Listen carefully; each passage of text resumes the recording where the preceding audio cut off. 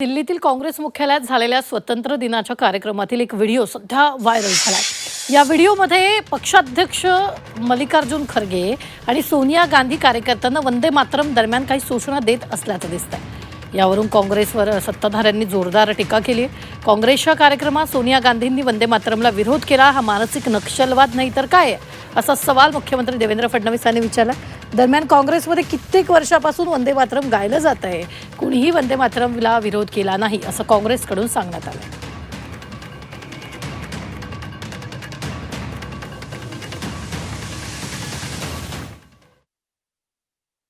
देशाच्या एकूण निर्णयांमध्ये संपूर्ण वंदे मातरम 15 ऑगस्टला वाजवायचं हा देशाच्या संविधानाच्या अंतर्गत दिलेल्या अधिकारात घेतलेला निर्णय असताना पूर्ण वंदे मातरम वाजवलं म्हणून सोनियाजी नाराज झाल्याच्या बातम्या ज्या ऐकायला मिळत आहेत, पाहायला मिळत आहेत, हा दिमागी नक्षलवाद नाही तर काय आहे, हे अराजकता नाही तर काय आहे, एक प्रकारे संवैधानिक शक्तीचा हा अपमान नाही तर काय आहे। घटना जी घडलेली आहे तिचा संदर्भ वेगळा आहे आणि कांगावा जो चाललाय तो वेगळा आहे, असे होत असणारे भारतीय जनता पक्षाचे आरोप सर्व निरर्थक आहे।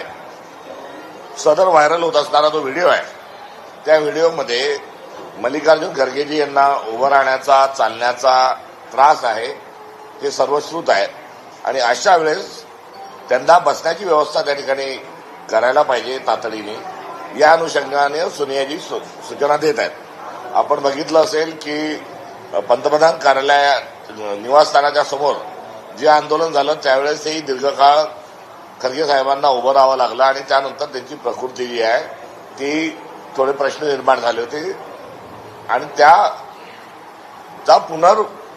ठिकाणी घटना तशी पुन्हा घडू नये, पुनरावृत्ती होऊ नये याकरता सोनियाजीला सूचना देत आहेत। असे आरोप जे आहेत हे भारतीय जनता पक्षाने करणं थांबवावं